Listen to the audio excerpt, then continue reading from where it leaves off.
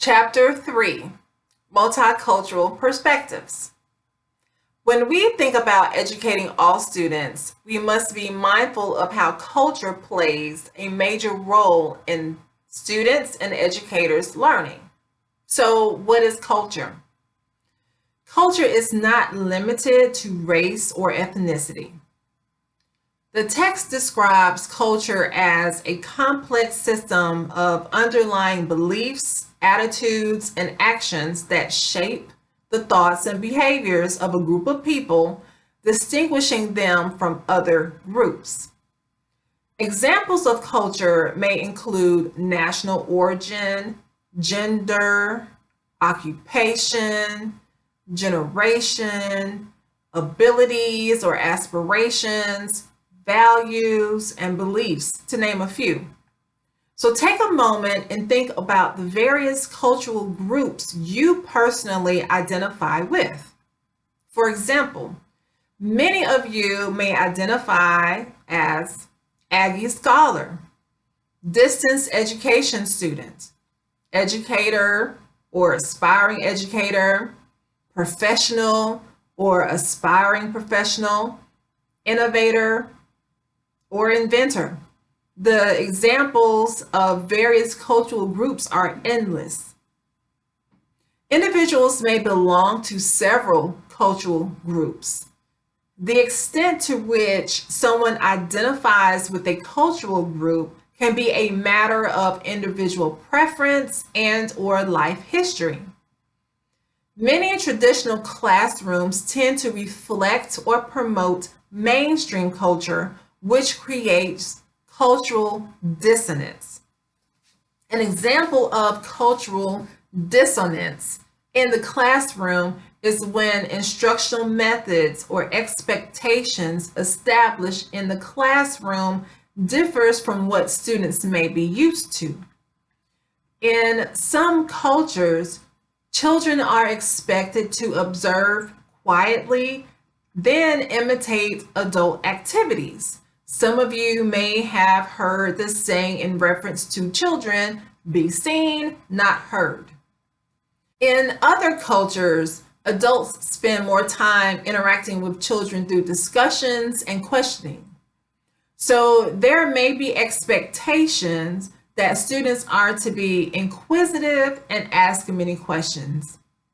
When these expectations and types of learning behaviors conflict with the teacher's expectations, the teacher may develop misbeliefs or misperceptions that the student is inattentive, unmotivated, or defiant. On the other hand, when the teacher's instructional behaviors conflict with the student's expectations, the student may perceive the teacher as unfair, uncaring, intimidating, or insensitive to their feelings. To address cultural dissonance, it is imperative to develop cultural competence. Cultural competence includes the need to become culturally aware by looking at our own culture, expectations, assumptions, and biases. It is also important to value diversity, embrace how different cultures interact, have knowledge of others' culture, promote equity, and incorporate cultural diversity in learning experiences for all students. Chapter 3 also covers disproportionate representation. Disproportionate representation occurs when the proportion of cultural or ethnic groups in special education exceeds their total representation in the general school population.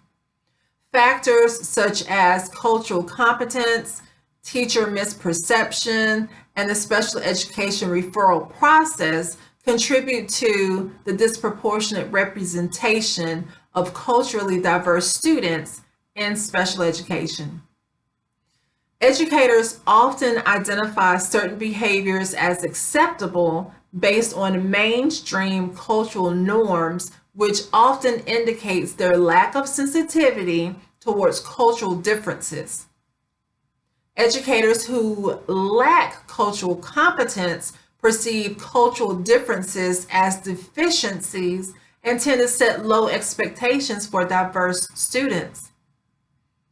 Also, educators who lack cultural competence often misunderstand diverse students' behaviors and tend to view their behaviors as problems when compared to mainstream cultural norms. Educators have struggled with the contradiction between the principles of equity and the realities of cultural advantage or disadvantage. For example, encouraging assimilation into the mainstream versus maintaining cultural identities, protecting the status quo versus pressing for social change. Common misperceptions of incorporating multicultural perspectives in education are: it is not relevant to all teachers and students.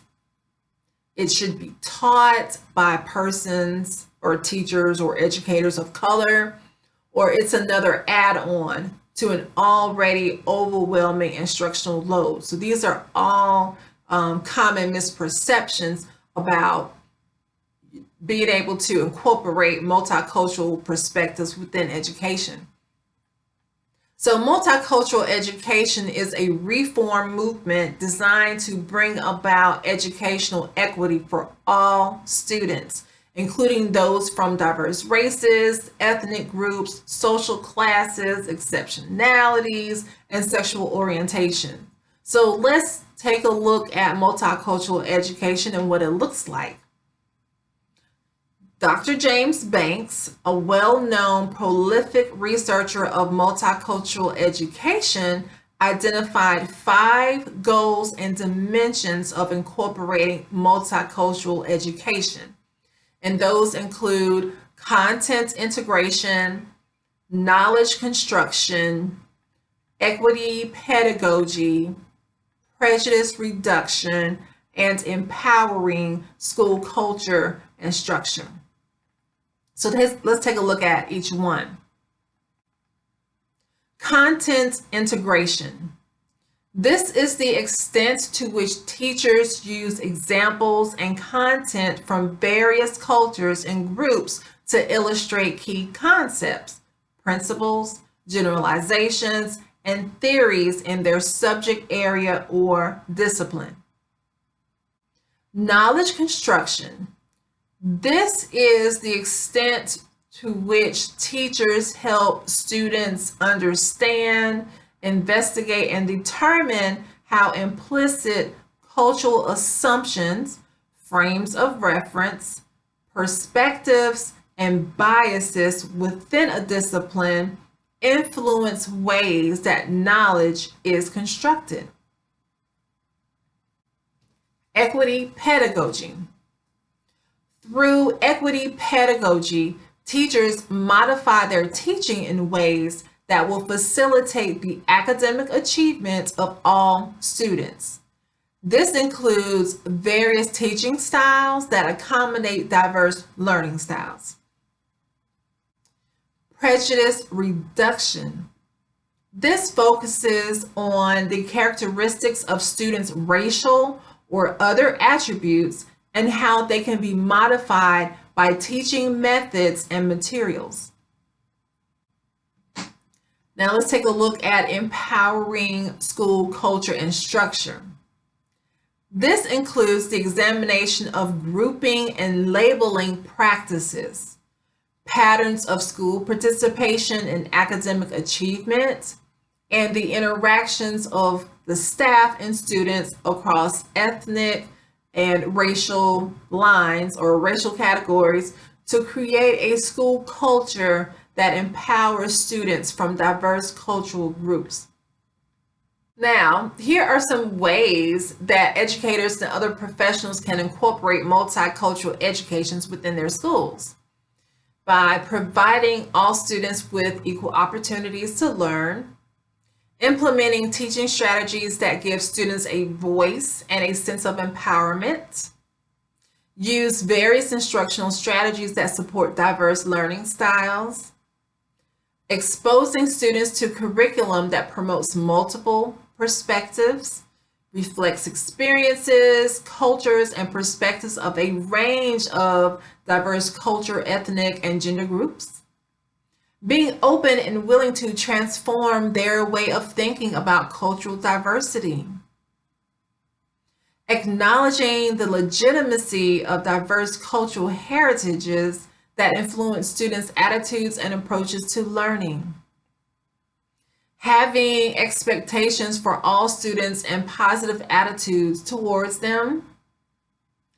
Responding to students in positive and caring ways. Showing respect for students' native languages and dialects. And helping students to set and reach their own goals. So it's taking a look at embracing all aspects of all students' lives and backgrounds and histories within their education, so that will enrich their educational experiences. These are all important components to take a look at and reflect on. So when educators ignore or fail to affirm cultural differences, students may respond with noncompliance, indifference, resentment, or even anger. So by acknowledging and affirming cultural differences, educators help raise students' self-esteem and motivation, which increases their active engagement and participation, and also improves their learning and learning experiences.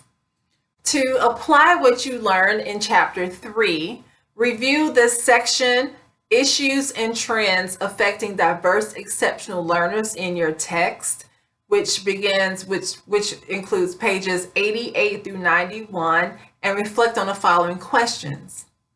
What is needed to help prepare educators and other professionals to work in diverse urban environments?